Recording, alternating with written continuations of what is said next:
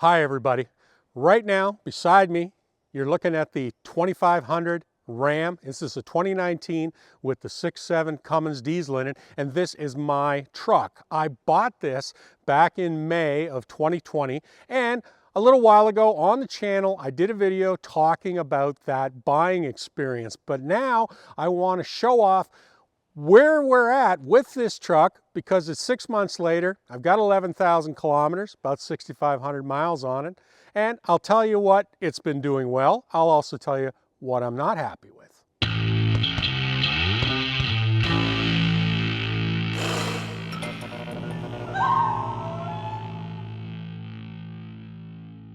So let's run over the mechanicals of my truck. 3/4 ton, 2500 series, 4 doors, crew cab, 6.7 liter Cummins with the standard output 850 pound-feet of torque and 370 horsepower. Now you can get more than that. You can actually get over 1,000 pound-feet of torque, but in my case, this was the D-rated one, and frankly, for my purposes, it's just fine. The other thing here is it's matched with a 6-speed automatic transmission, which is the, and I'm going to read this, 68 RFE. And in the original video, I happened to say Asian. That was a mistake. The Asian only comes with the high output Cummins. So that's basically the running gear. And as far as getting me to this point in its life, it's been flawless. That's all I need to say about that. So it's the last day of the year, and frankly, we haven't had any great cold snaps. I think maybe -10, which is somewhere down around 10 degrees Fahrenheit. So the truck has no problem starting. It has a preheat feature, which is computer controlled, so it knows what the temperature is. It understands how much heat it needs to push into the block before it starts. And it's actually kind of cool because you can watch it counting down and then it'll fire up. So I haven't had the -25, -30 yet, but that's coming. So one of the things that I just want to point out is that this winter cover comes standard and fairly easy to put on. At the moment, I've got the shutters open. I don't know how cold it's got to get before I close those up, but I keep watching my temperature, and as of right now, I don't need them. There is also a standard block heater, and the plug is just down beside the license plate. And frankly, I don't know if I'm ever going to need to plug it in, but if I do, there it is. And being that we are where we are in Ontario, these winter things are important. I'm going to spend 6 months a year dealing with these temperatures. Now, I should mention that I bought my truck off the lot. Now, this is a midnight package, basically what I call chrome delete. And between this color and the fact that there is no chrome on this truck at all, I thought it was very attractive. And the thing that I do like about Ram is they are really catering to the individual with packages like this. And for that matter, even grills. There's several different grills that are available. Some are tied to certain trim packages, but others, on the other hand, are optional. So you got a lot of choice. Now, I should also mention I didn't buy this truck just to go pick up bread at the corner store. It's going to have a job to do, and that is going to be towing my 5th wheel trailer. Now, one of the things I really like, and I love to show these off, are the mirrors that Ram gives you for towing, because these are that simple. They're mechanical, they flip up, they give you a nice high view. People always forget that when you've got a trailer that's almost 13 feet tall, you better be paying attention to what's going on up top. In addition to which, the glass is heated, as well as that spot mirror can be moved electronically right from the driver's side. One of the things with trucks today, particularly with something like this 2500, they're really tall. And enough so that, frankly, I've got a little 2-step that I keep in the back here. And no, that's not for me, but it is for my mom. And then again, she is 90, but she needs it. She can't get in this truck otherwise, even though I did have it fitted with a step. But even that step is pretty high. It's a 2-hander to climb yourself in and out of that cab. However, that's just nature of the beast today. I mean, frankly, this truck could be lower, but with the size of tires that come right from the OEM, that's where they're at. So you'll notice that my bumper hitch is already on the lowest setting. And frankly, I've got more than one trailer where that drop is still not enough. So if you build hitches, I'm in the market for one that's got an even more severe drop than that one. But that brings me to my single biggest complaint on this truck: getting into the bed. I mean, it is tall. And whereas Ford and GM have both come out with some pretty damn good solutions to get you in and out of the bed, Ram has sorely missed that point. They do have a little drop down step that'll come down to the one side, but you know what? If you go to Mopar, like I did after the fact, it's over 700 bucks. That is not cheap. And frankly, getting up on it is one thing, it works, but having to step down onto it, you take your life in your hands. So for the time being, I'm actually thinking about getting a step ladder for this truck. And if you're wondering, I'm 6 feet tall. So this thing is sitting above my belt line. And there's no help from the bumper. I can't get my leg up this high. So, and when I was 20, yeah, I could scramble up here, but I ain't 20 no more. And I do need to get in and out of this bed because I use it. So I'm still working on coming up with an idea. For the time being, that little plastic step is what's managing to give me a useful bed.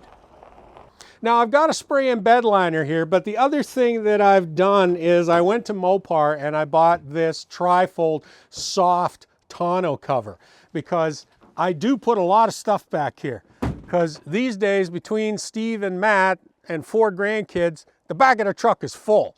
So if I've got other stuff, I got to get it back here and I got to keep it dry. But this thing is great because it's really lightweight. So I can take this off of here by myself and leave it in the garage or stow it someplace. And because the hard tonneaus were not that much more expensive, but they weigh twice as much. So that's just kind of a little, food for thought if you're in the market, that this thing is 100% dry.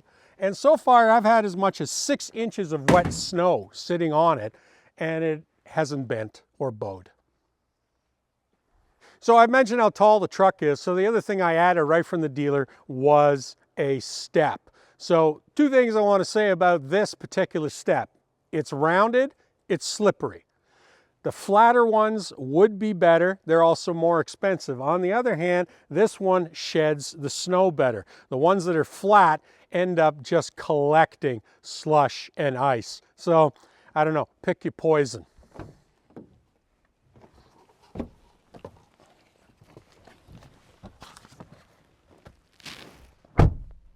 So if you've seen my buying video, you know that what I bought here was a Bighorn Edition 2500. So Bighorn, 1 step up from base. So I'm not showing you a limited truck, but what I am showing you is my truck. And one of the reasons I bought this is because this dealer bought basically stripped down Bighorns, and then he added all the options he thought people would buy. And it just so happened that his likes and mine kind of coincided. So we added about $20,000 that way to this truck. So having said that, the interior, it's fine. It's a little plain, but the fit and the finish on the Ram is decent overall. So, I mean, the big feature for us in here is this 12-inch vertical screen and the nav system that comes with it, the 7-camera system that comes with it. And these are things that I love, particularly because I hook up a lot of trailers. That alone is worth the money. Other than that, heated wheel, heated seats. Even though we're sitting on cloth seats, I'm okay with that. I've never been a huge leather fan, but then I saved some money. So now as far as my dash is laid out, that is a very nice center screen. There's a lot of information that's available as you go through that. But one of the things I want to point out that only Ram has at the moment that I really love is this little gauge here, and that is the DEF fluid gauge. And the other guys have got dummy lights and they've got percentages, but they're in screens that you have to find. I love being able to look down, just like my fuel gauge. and see at any given time where I'm at with that. I'm never in a situation where I'm going to run out of DEF. And if you buy DEF, you're also going to know that sometimes it comes on sale for like 10 bucks versus the normal $19. So what the heck? If I know that I kind of sort of need it, at least I'm looking for it.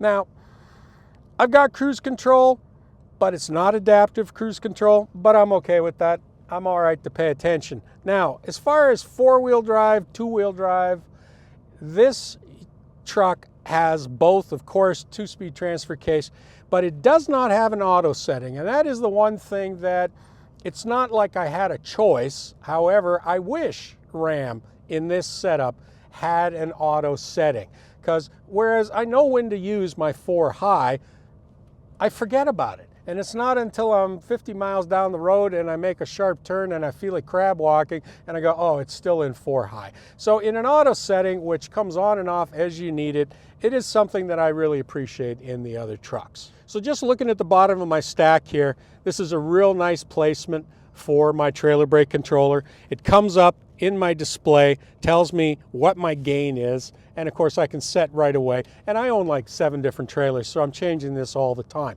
This truck also has a tow haul setup, and in addition to that, the exhaust brake. Now, most everybody's got one now, but Ram's is definitely the best one. There's also a full-on exhaust brake setting, and then there's also an automatic setting. You can leave it in this, and it'll decide when you want to use it. Best thing about exhaust brake, holding the truck on long downgrades so that you never have to touch your brakes. That's going to save you money. Past that, on and off switches for the front sensors, rear sensors, and you'll notice that there are 6 auxiliary switches here because frankly a lot of 2500s work for a living. I don't know that I'll ever use these. Maybe at some point I'll put marker lights up on the roof, so it's nice to know that I've already got a switch and that there's a junction out there with the wiring, so all I got to do is get it to the junction under the hood. Ram does a nice thing with this center console. I'm a big guy. I like to be able to drive with my arm resting. This is a very comfortable height. The seats themselves are very wide, good bolsters, but this whole center console will slide back and forth as far as your drink holders are concerned, but then you can see how deep this is, enough so that I can get a clipboard in here. And there are hookups, every manner of hookups here for your phones, for your auxiliary devices, and in addition to that, there's also one right back here, which is where my wife keeps her cord to keep her iPhone charged so she can keep up on Facebook with all the grandkids. Past that, again, you can open this up, you can pull this out. There's a ton of space here. You have a tendency to kind of live in these trucks, so it's nice to have places to put things because I don't like a mess. So let's go for a little drive and I'll tell you just kind of my thoughts as we're going along. And hopefully you can hear that Cummins, but also what you're hearing is it's quiet, it's understated. Ram has done a really nice job insulating this cabin, and there's no rattles, there's no squeaks, there's no air draft noise. You get a little bit of noise from that engine, only under, sort of moderate acceleration. So it's not an annoying truck to drive. Some people think that if you own a diesel truck that somehow is, it puts you out. So I say that's no longer the case. 10 years ago, okay, but not anymore. So one other thing I do want to point out, and this is important when you're speccing a truck, is who else is going to drive it. Now, as I said, I'm 6 feet tall. I got fairly long legs. My wife is 5 feet tall, and so this truck obviously has a tilt wheel, but more importantly than that, it's got the power pedals. So she can bring those pedals all the way up so she doesn't have to sit right on top of the steering wheel, and that's a key feature. You don't want to spec it just for yourself, and then if your wife's driving it, she hates it. So let's talk about towing for a quick second here, because if you buy a truck like this, you better have a job for it. I don't know if somebody buys a 2500, like I said, to go pick up bread. I don't know what you're thinking. But this truck will be hauling in the neighborhood of a 12,000, 13,000 pound fifth wheel. It's something that's on hold at the moment, thanks COVID. However, I've towed with it so far, I don't think, maybe only 6,000 or 7,000 pounds off of the bumper. We really haven't had a chance to put it to the test, but that is coming up. As soon as I get an opportunity to hook it up to something heavy, I want to get back to you guys and let you know how it handles. I have no concerns in terms of power. I mean, I've been driving these Cummins engines for a long time, so for me it's a known quantity, but I want to see how the rest of the frame and how it settles and how it pulls as far as its performance on the road. One of the things when people ask me, you know, what do you look for in a tow vehicle, I always tell them I want something that I can drive 1,000 miles with one hand, comfortably, calmly. If at any point something about it is making me white knuckle, it's no good. I don't care if it's handling the weight or not. It's just no good. So far, what little I have done with this Ram, this thing always has the feeling that it's fine. Steve's making funny faces at me because frankly I could talk for an hour about my truck. I think anybody could, but that's enough for now. At least it's a first look at what I got. I want to get back to you maybe every, I don't know, 7 months and let you know where we're at with the truck, how it's been performing, particularly when I get into the service items. Now, the other thing I just quick want to mention is you'll notice in the walk around that we've got a set of aftermarket tires on here. These are Toyos, and these are a new set of tires that they've sent to us. They've asked us not to talk about them until February, and at that time we will be doing a full report on them. In the meantime, I'm just racking up more and more miles on them to get a sense of how well they do. So that's it for this one, folks. Thanks for watching. I hope I've given you something to chew on, and I'd love to hear back from you. What do you drive? What are your comments? What do you love about your truck? What do you hate about your truck? So go below, put those in the comments. Always remember to hit like, please hit subscribe, and also remember, become part of our channel and join the Truck King family. See ya.